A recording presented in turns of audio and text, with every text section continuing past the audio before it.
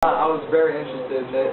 And then after that, I started, my parents, like, they didn't even care about Christianity or any religion back then. So I didn't go to church with them. I hitched rides with my aunt and my uncle. And they lived, like, pretty far away back then. And we go to this church all the way in Dallas. You know what Dallas is? Anyone heard of the Cowboys? Yeah, that's the city they're from. The Dallas Cowboys, yeah. So we went to Dallas every single morning, every Sunday. So I'd have to wake up around like 7:30 to go to church every single Sunday. And then for a kid, that's pretty hard, right? Y'all wanted to stay home and watch cartoons.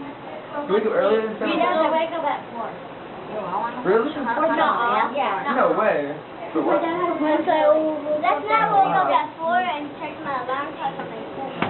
Wow, I mean, that's pretty good, actually, but this is just me. It was like a challenge for me, so after that, I started praying to God every single night, and then sooner or later, my, like, walk with Christianity just, like, got better and better, and finally, I got baptized in, I think, the 5th grade, in the Dallas First Baptist Church.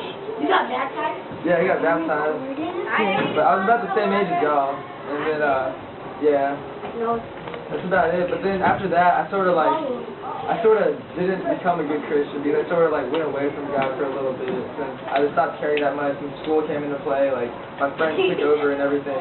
But really in reality, you should put God like your top priority because what's more important, like living with God in heaven or having fun in a basketball game? Having fun in basketball game. What? Are you serious? Living with God.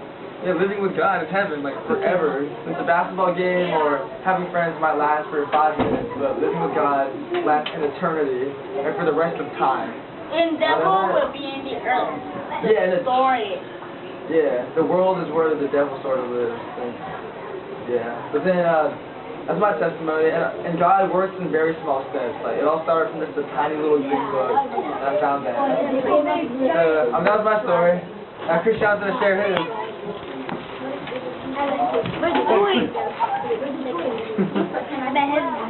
Well, my story isn't like, my story is just kind of gradual, I guess.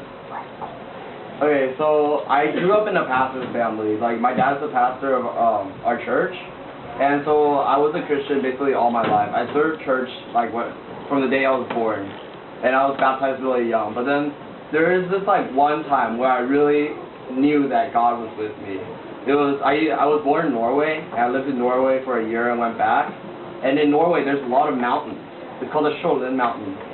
And then the roads are really, really slippery. And one day, we were on the slope, and here was the cliff, right? We were going up and up and up, but then the snowstorm hit, and the roads started getting really, really slippery.